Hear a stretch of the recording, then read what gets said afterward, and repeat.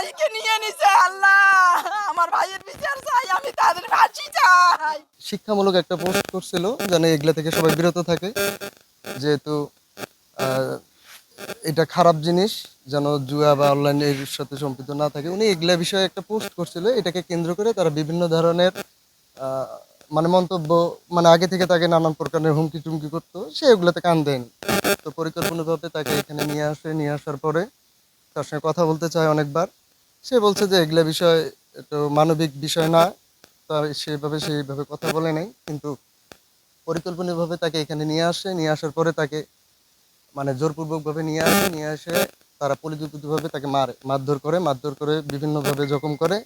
এক পর্যায়ে সে ঢাকা মেডিকেলে অনেকদিন চিকিৎসাধীন অবস্থায় ছিল।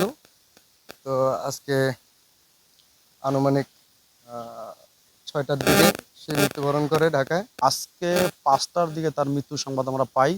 পাওয়ার সাথে সাথেই আসলে ঘটনাটি তো দ্রুত এলাকায় ছড়িয়ে পড়ার কারণে তার যে শুভাকাঙ্ক্ষী ছিল, তার আশেপাশে গ্রাম যে আশেপাশের লোকজন ছিল, তাদের মাঝে একটা ক্ষোভ তৈরি হয়। আসলে সেই ক্ষোভেরই বহিঃপ্রকাশ।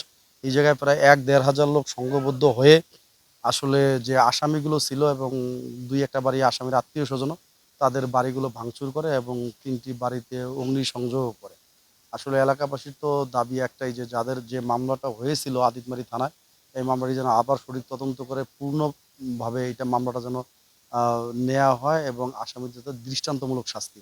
আর ওই যে ভাইকে নিয়ে গেছে, ও